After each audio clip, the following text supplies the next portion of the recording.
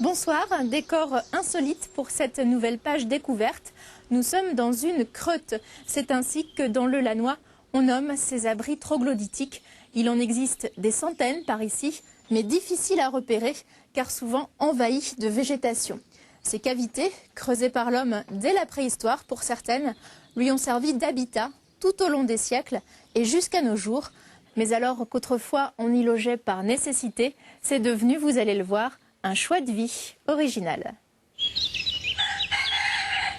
Quand les petites filles de Michel Bonjour ont découvert son futur domicile, elles l'ont surnommé la maison cassée. C'était il y a 10 ans. Difficile alors d'imaginer vivre dans cette caverne digne d'un Cro-Magnon.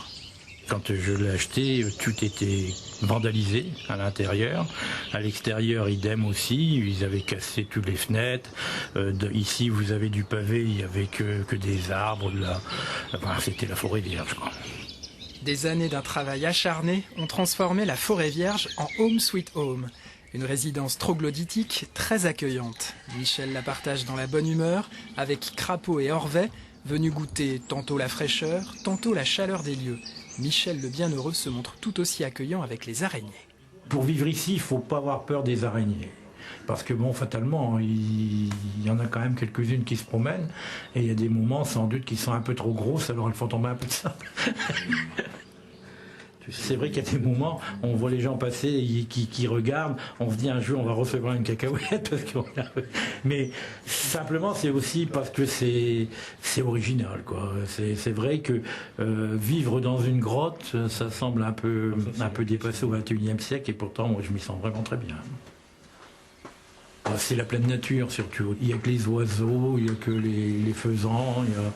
Le matin, c'est un concert, et puis presque toute la journée, quoi. C'est vrai qu'on se sent bien, on se sent paisible. Paisible, la ville est aussi pour Henri Julien. Lui ne s'est pas résolu à habiter une creute, trop humide. Il préfère une bonne vieille maison. Ça ne l'empêche pas de profiter de ce formidable réseau. 6 creutes, rien que sur son terrain. Des abris autrefois occupés par les combattants. Pour trouver des traces de 14-18, il n'y a qu'à creuser. Heureusement, aujourd'hui, l'emploi des lieux est bien plus pacifique. Ça a du charme, beaucoup de charme. Surtout quand il y a le soleil. Mais c'est aussi joli l'hiver, avec les stalactites et les stalagmites qui remontent, c'est joli. Comble du luxe, en ce pays où les creutes pullulent, même les poules jouent aux troglodytes. On vient de voir comment on pouvait aménager un troglodyte. Eh bien, il faut savoir que l'homme fait ça en fait depuis des siècles. Il conserve l'abri où vivaient ses ancêtres, mais en l'améliorant. Luc Mauvet, bonsoir. Bonsoir. Vous êtes une sorte de découvreur ou de redécouvreur de toutes ces grottes de la région. Et vous constatez presque à chaque fois qu'elles ont servi à différentes époques. Voilà, donc effectivement, l'habitat troglodytique dans la région a servi de la période du néolithique et jusqu'au 19e, voire au XXe siècle pour les dernières telles qu'il en existe encore. Alors justement, l'endroit où nous nous trouvons, quels sont les indices qui vous laissent à penser que ça a été habité au Moyen-Âge ? Alors sur celui-ci, on a effectivement une architecture qui est très intéressante avec des passages de portes qui sont bien travaillés, donc ce qui nous laisse quand même supposer que nous ne sommes pas dans un site où il y a eu de l'extraction, c'est vraiment de l'habitation.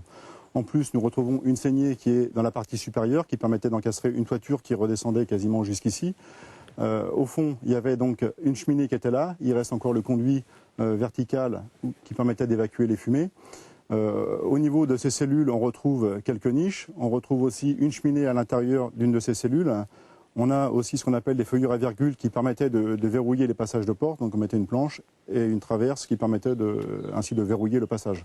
Donc il y a quand même une multitude d'informations qui soulignent bien qu'il y a eu une occupation pendant très longtemps. Habité donc, et vous allez même encore plus loin puisque vous pensez que ça a servi de lieu de culte ici. Tout à fait. Avec la suite de la visite, on va découvrir d'autres choses. Très bien.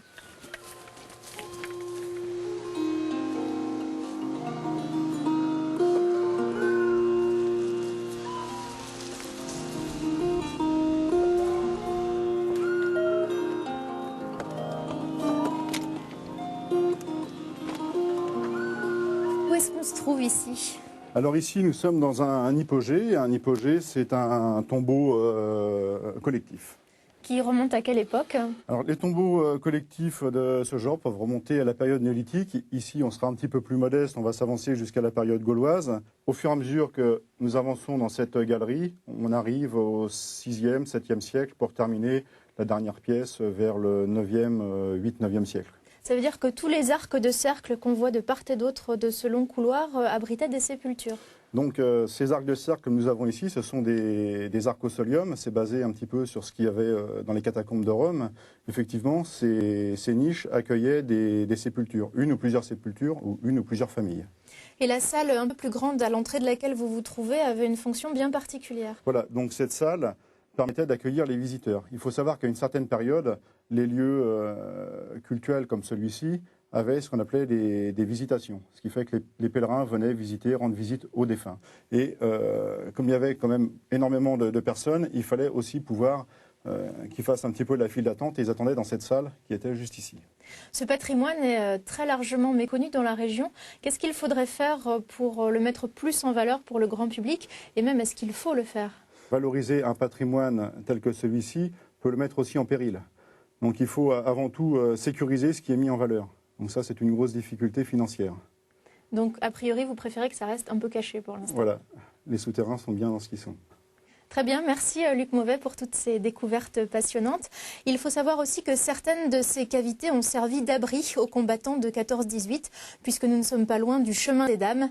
Le secteur avait été dévasté en 1917, puis reconstruit dans les années 20.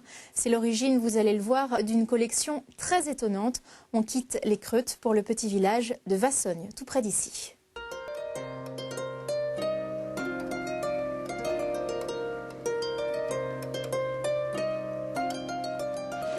C'est une collection impressionnante, riche de centaines d'objets.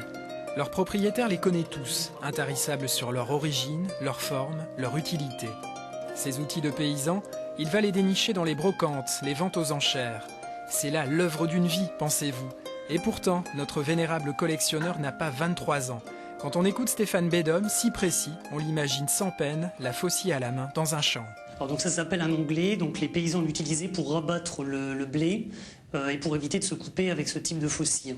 Donc vous le voyez, on a beaucoup de marques d'usure et surtout de coups de faucille. Donc ça leur évitait de se blesser les mains tout simplement quand ils perdaient de la force. Parce que la faucille se décalait et ça pouvait taper sur les mains.